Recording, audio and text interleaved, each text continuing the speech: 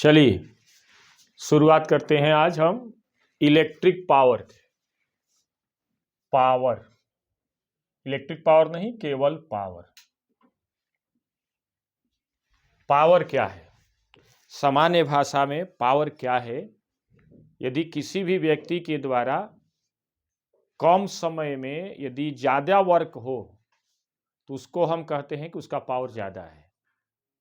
यानी यदि दो व्यक्तियों में हम तुलना करें, कंपैरिजन करें, और एक व्यक्ति 2 मिनट में 10 जूल वर्क कर रहा है और एक व्यक्ति 1 मिनट में 10 जूल वर्क कर रहा है, तो हम मानेंगे कि जो कम समय में वर्क कर रहा है 10 जूल, तो हम कह सकते हैं कि उसका पावर क्या है, ज़्यादा है। खैर, यहाँ पर फिजिक्स में हम पावर का डिफिनीशन क्या लिखते हैं कि rate of doing work. Rate of doing work is known as power. ठीक है, तो देखिएगा, rate of doing work, rate of doing work is known as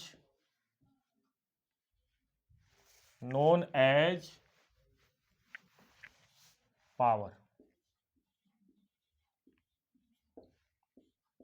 ठीक, यानी किसी व्यक्ति या किसी मशीन या किसी भी ऑब्जेक्ट के द्वारा यदि जो वर्क किया जा रहा है दिए गए टी समय में, तो उसी को हम कहते हैं पावर। तो पावर किसी से रिप्रेजेंट करते हैं, रिप्रेजेंटेड बाई कैपिटल पी। और यदि किसी मशीन के द्वारा, किसी व्यक्ति विशेष के द्वारा, किसी गाड़ी व्हीकल्स के द्वारा यदि W जूल वर्क किया जा रहा है टी सेकेंड में, तो उसका पावर क्या हो जाएगा, P equal to W by t. तो वहीं लिखेंगे, if W joule work is done by W joule work is done by a object in t second, then power will be क्या हो जाएगा, पावर विल भी क्या हो जाएगा, P इक्वल टू क्या हो जाएगा, W बाई टी। ठीक है, P इक्वल टू क्या हो जाएगा, W बाई टी।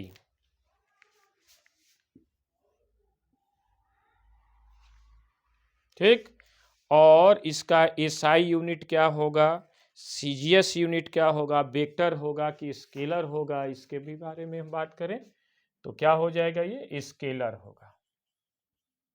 क्यों, ये देखिए, वर्क भी क्या है, स्केलर है, टाइम भी क्या है, स्केलर है। स्केलर में स्केलर से डिवाइड करेंगे तो क्या मिलेगा, हमें स्केलर फिजिकल क्वांटिटी मिलेगी। ठीक, SI यूनिट क्या होगा इसका,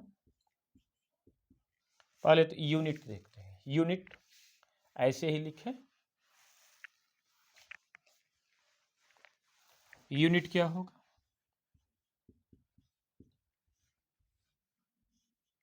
देखिए जूल, W का यूनिट क्या होगा, जूल, और T का यूनिट क्या हो जाएगा, सेकंड। तो जूल पर सेकंड, जूल को और हम सिंप्लीफाई करेंगे तो क्या लिखेंगे, न्यूटन मीटर पर सेकंड। और क्या लिख सकते हैं न्यूटन मीटर को, kilogram metre square second minus 2 upon क्या लिखेंगे, सेकंड। और सिंप्लीफाई करें इसको, किलोग्राम मीटर स्क्वायर सेकंड के पावर -3। ठीक, क्लियर। ये सब क्या होगा, ये SI यूनिट होगा। ठीक, ये SI यूनिट होगा पावर का। आगे चलते हैं, जूल के जगह पर क्या लिख सकते हैं हम, अर्ग पर सेकंड, क्योंकि टाइम का जो यूनिट होगा एम केस में भी वही होगा और सीजीएस में भी वही होगा, एफपीएस में भी वही होगा। तो इस प्रकार हम सेकंड, हर जगह सेकंड लिखेंगे। न्यूटन के जगह पर क्या रख सकते हैं, डाइन। सीजीएस यूनिट फोर्स का एम केस यूनिट क्या होता है, एसआई यूनिट क्या होता है, न्यूटन होता है, जबकि सीजीएस यूनिट क्या होता है, डाइन होता है। क्लियर? तो डाइन सेंटीमीटर पर सेकंड। और क्या लिखेंगे, किलोग्राम की जगह पर क्या रखेंगे, ग्राम सेंटीमीटर स्क्वायर सेकंड के पावर -2, और ये होगा सेकंड। इसको और सिंप्लीफाई करेंगे तो क्या लिखेंगे, ग्राम सेंटीमीटर स्क्वायर, और ये हो जाएगा सेकंड के पावर -3। तो ये सब के इसके, ये क्या है, सीजीएस यूनिट है। ठीक है, ये जो है सीजीएस यूनिट में आ जाएगा। ठीक है, चलिए, तो ये हो गया एसआई यूनिट हो गया, ये एम केस यूनिट हो गया। अनदर यूनिट क्या हो सकता है इसका,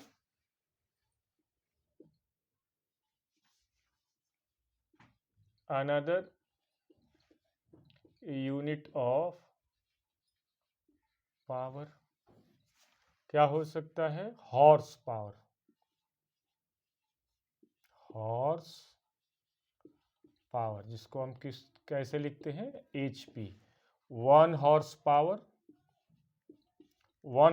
इक्वल टू 746 वाट। अच्छा, एक यहाँ पर और यूनिट जोड़ दीजिए, ये किसके इक्वल होगा, ये जूल पर सेकंड। जूल पर सेकंड किसके इक्वल हो जाएगा, वाट के। जूल पर सेकंड वाट के इक्वल होगा, 746 वाट होगा। और किलोवाट,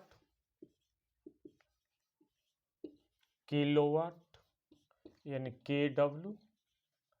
तो 1 किलोवाट इक्वल टू क्या हो जाएगा, 1000 वाट। और क्या क्या होगा, मेगावाट या मिलियन वाट, मेगावाट। तो 1 मेगावाट इक्वल टू क्या हो जाएगा, 10 के पावर 6 वाट। ये सभी जो है यूनिट पावर के हुए। अब हम इसके दूसरे डिफिनीशन की तरफ चलेंगे।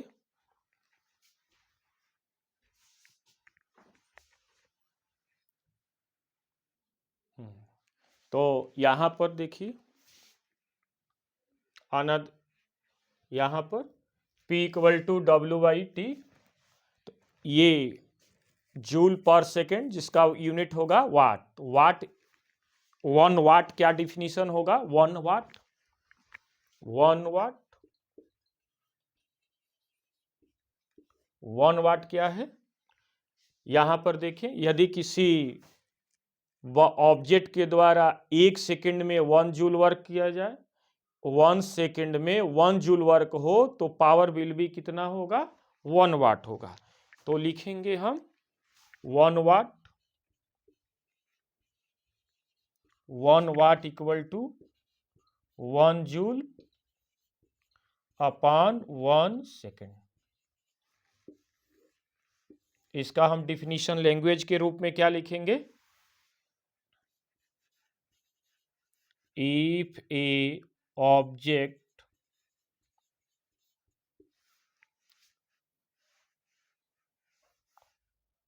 One joule work is done in 1 second. If a object 1 joule work is done in 1 second, then power will be 1 वाट। ठीक है, तो ये जो है 1 वाट का डिफिनीशन हुआ। अब हम जो है ये पावर का जो फॉर्मूला है ये वर्क और टाइम के रिस्पेक्ट में है। यदि फोर्स और वेलोसिटी के रिस्पेक्ट में यदि हम इस फॉर्मूले को देखें तो वो फॉर्मूला कैसे आता है इसके बारे में हम बात करते हैं आगे। चलिए ठीक है, देखते हैं formula of power with respect to force and velocity, है ना। ठीक, यहां पर फोर्स और वेलोसिटी के रिस्पेक्ट में हम फॉर्मूला यहां पर पावर का देखेंगे। देखिए कैसे होगा ये, जानते हैं। सिंस पावर इक्वल टू होता है वर्क अपॉन टाइम, ठीक है, नोट करते चलिएगा। और एंड वर्क इक्वल टू हो जाता है फोर्स इंटू डिस्प्लेसमेंट, ठीक। ये वैल्यू यहां पुट कर देंगे, P equal to force into displacement upon क्या हो जाएगा, टाइम। डिस्प्लेसमेंट अपॉन टाइम किसके इक्वल होगा, वेलोसिटी के। तो ये हो जाएगा, वैसे change in displacement upon time velocity के इक्वल होगा, लेकिन ये हायर क्लास की बातें हो जाएंगी। डिफरेंशिएशन मैथमेटिकल टूल्स अप्लाई करते हैं वहां पर। खैर, तो यहां पर फोर्स की जगह पर हम एफ लिख दिया, displacement upon time equal to होता है वेलोसिटी। तो इस तरह से हमें क्या प्राप्त हो गया, power equal to force into velocity, ठीक है। यदि ये फोर्स और वेलोसिटी के बीच का एंगल यदि थीटा हो जाए, है ना, एक तो ये फॉर्मूला हो गया आपका, if angle in between force मतलब applied force and velocity is theta, then power क्या हो जाएगा, P equal to F V cos theta, ठीक। ये पावर का जो वैल्यू होता है पॉजिटिव हो सकता है, निगेटिव हो सकता है और जीरो हो सकता है ना। Value of power, value of power में बी पॉजिटिव, निगेटिव और जीरो। कैसे होगा, इसी फॉर्मूले से हम देखेंगे। इस फॉर्मूले से यह लाइन सेटिस्फाई नहीं हो सकती है, तो हम इसी फॉर्मूले से बता पाएंगे कि पावर का वैल्यू कैसे पॉजिटिव होगा, कैसे निगेटिव होगा और कैसे जीरो होगा। देखिए पहला point, when angle in between applied force F and velocity V is 90 degree, ORR F and V are at perpendicular. Then देखें यहां पर वेलोसिटी इधर है, फोर्स इधर है, ठीक। थीटा इक्वल टू कितना होगा 90 डिग्री। तो पावर इक्वल टू क्या होगा एफ भी कॉस थीटा। तो थीटा का वैल्यू हम वैल्यू रखेंगे 90 डिग्री। कॉस 90 का मान कितना होता है 0 होगा। इस प्रकार पावर क्या हो जाएगा 0। ठीक, clear.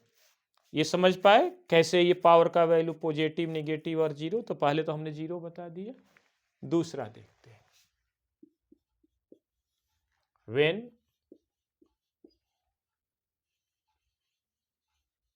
Angle in between F and velocity v is 0 degree or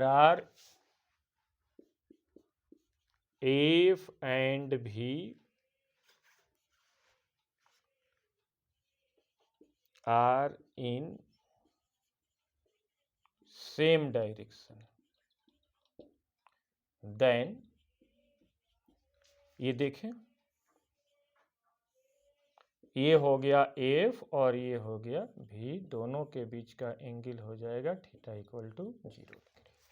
ठीक, इस प्रकार power F V cos theta, theta का वैल्यू रख देंगे तो कॉस 0 डिग्री का मान हो जाएगा कॉस 0 डिग्री का मान +1। इस प्रकार हमें क्या मिलेगा एफ भी मिलेगा। तो ये मैक्सिमम वैल्यू होगा।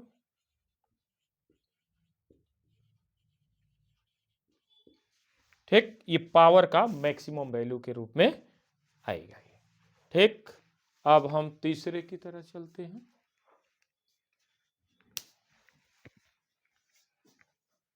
कि वैल्यू निगेटिव कैसे होगा देखते हैं। चलिए देखते हैं तीसरा point.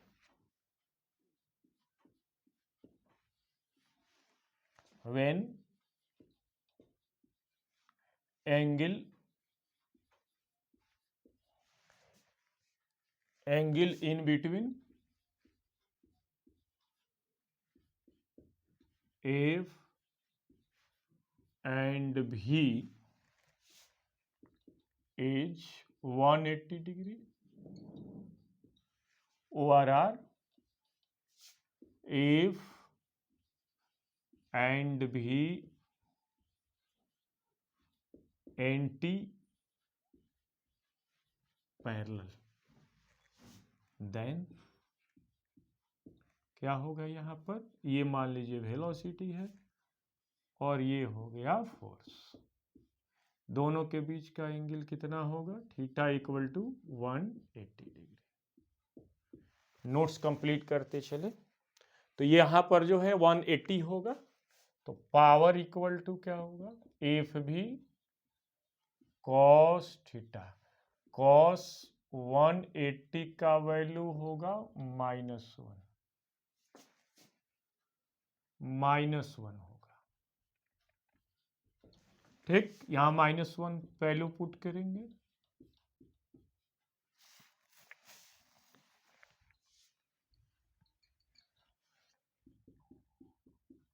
A B cos 180 degree, ये क्या हो जाएगा ए बी और ये हो जाएगा -1। इस प्रकार ये हमें वैल्यू प्राप्त होगा पावर माइनस, ये क्या हो जाएगा मिनिमम वैल्यू।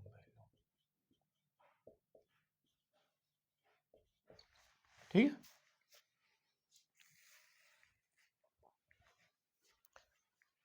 ठीक।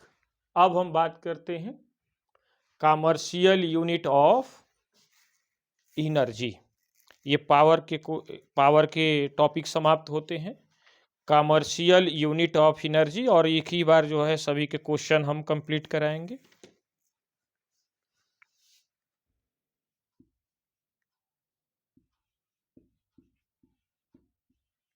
Commercial unit of energy.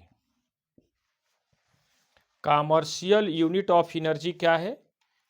जो कि व्यापारिक, जिसको हिंदी में कहते हैं व्यापारिक, यानी व्यापार में जिस यूनिट का, जिस मात्रक का यूज हम करते हैं एनर्जी का, ऊर्जा का, जो व्यापार में हम मात्रक का यूज करते हैं उसे हम कहते हैं कमर्शियल यूनिट ऑफ एनर्जी। यानी those unit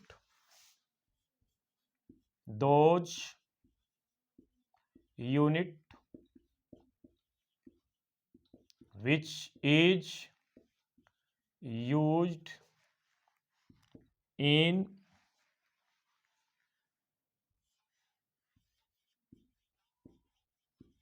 commercial purposes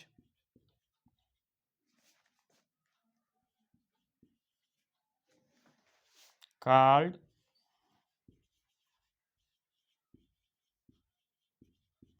commercial unit.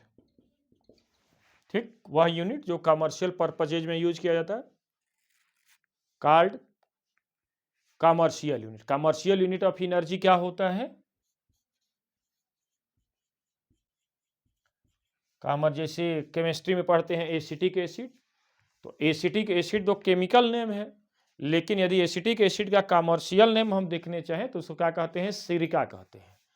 तो commercial unit of energy is kilowatt hour, यानी KWH, किलो वाट आवर। एक किलो वाट आवर किसके? किलो वाट आवर है, एक किलो वाट आवर किसके equal होगा? 1 kilowatt hour. 1 kilowatt hour किसके equal होगा? देखिए आवर को चेंज करेंगे सेकंड में, तो 60 × 60 से मल्टीप्लाई करेंगे। वाट, किलो वाट को वाट में चेंज करेंगे तो क्या करेंगे? 1000 से मल्टीप्लाई करेंगे। तो कर दें 1000 इंटू 60 इंटू कितना हो जाएगा? 60। क्या मिलेगा हमें? 36 इंटू 10 के पावर कितना मिलेगा? 5, या 3.6 इंटू 10 के पावर क्या मिलेगा? 6 जूल। ठीक, ये कमर्शियल यूनिट, ये 1 किलो वाट आवर का यह वैल्यू है, और 1 किलो वाट आवर ही किसके इक्वल होता है? 1 यूनिट के इक्वल होता है। तो हम क्या लिख देंगे यहाँ पर? 1 kilowatt hour equal to कितना होगा? 3.6 इंटू 10 के पावर 6 जूल, इक्वल टू किसके हो जाएगा? 1 यूनिट के। ठीक है, 1 यूनिट के इक्वल होगा। चलिए, तो 1 kilowatt hour equal to क्या हो जाए, क्या होता है? 3.6 इंटू 10 के पावर 6 जूल, और वो किसके इक्वल होता है? 1 यूनिट के इक्वल होगा। तो 1 यूनिट, यदि किसी नंबर ऑफ यूनिट निकालना है तो किस फॉर्मूले से हम निकालेंगे? तो number of unit calculated by following formula. Number of unit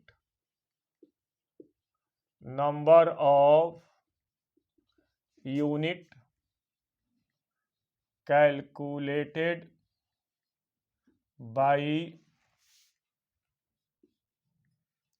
following formula।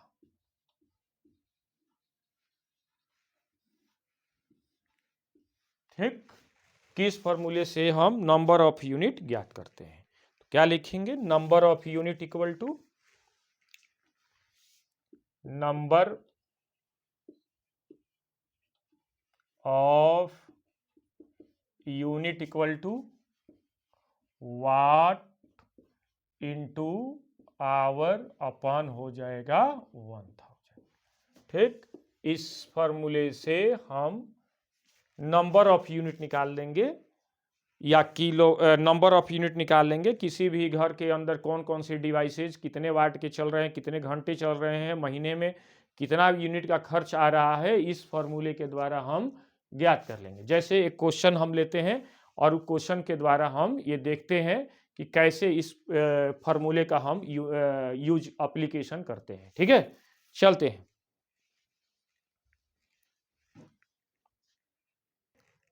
चलिए देखते हैं। एक रेडियो सेट है जो 60 वाट का है और प्रत्येक दिन कितना चल रहा है, 50 आवर्स चल रहा है। तो कह रहा है कि how many units of electrical energy are consume. तो देखें,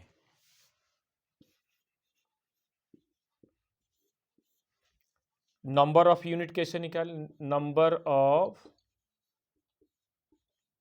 यूनिट फार्मूला डायरेक्ट रखेंगे, डायरेक्ट फार्मूला लिख लेंगे, तुरंत आंसर आ जाएगा।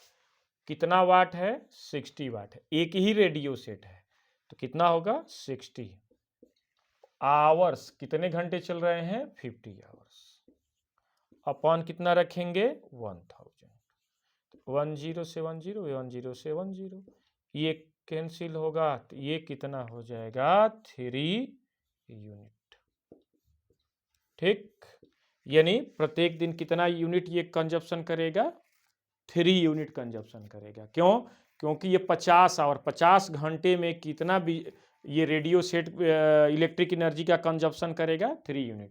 यदि पैसा ये पर यूनिट पैसा फिक्स किया गया होता यानी 5 रुपये पर यूनिट, तो 5×3=15 यानी जो है 15 रुपये जो है इसका खर्च बिजली विभाग को देना पड़ेगा। ठीक, यहाँ पर देखें कैसे सॉल्व करेंगे। यहाँ पर देख कितना है, 5 इलेक्ट्रिक फैन है 120 वाट का, उसके बाद 1 टीवी है 100 वाट का, 2 बल्ब है 60 वाट का। कितने घंटे चल रहे हैं, 10 घंटे चल रहे हैं। प्रत्येक दिन 10 घंटे चल रहे हैं। हमें एक महीने के लिए जो है नंबर ऑफ यूनिट हमें ज्ञात करना है। तो देखिए टोटल यूनिट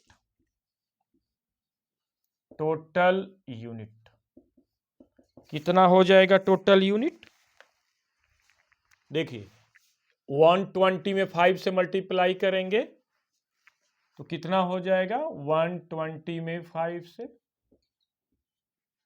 600 यूनिट,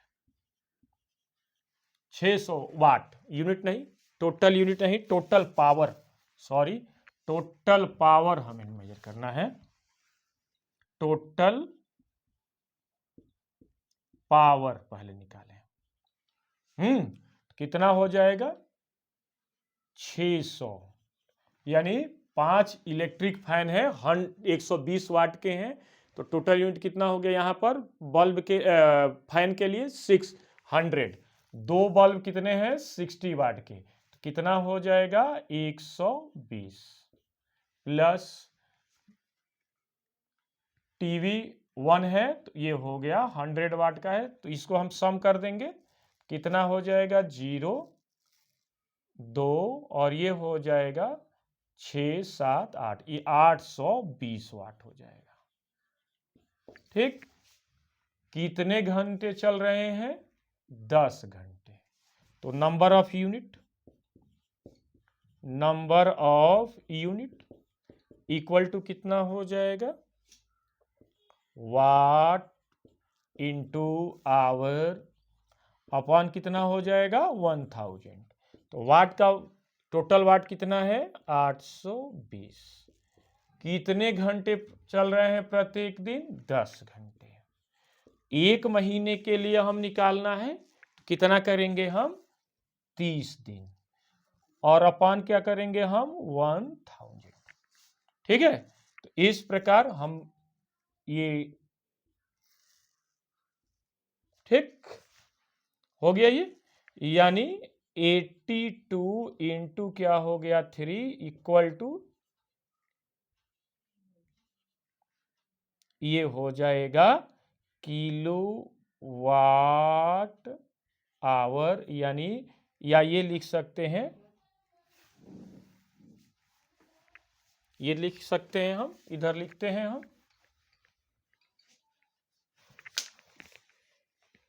देखें क्या लिखेंगे, नंबर ऑफ यूनिट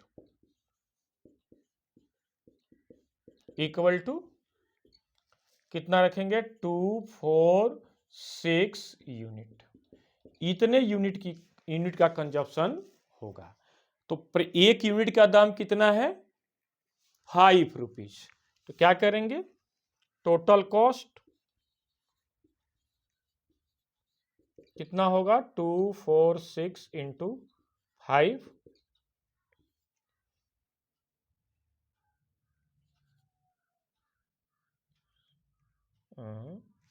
246 यानी 24 6 5 30 3 5 20 3 23 2 5 10 2 12 यानी इतना रुपी जो है हमें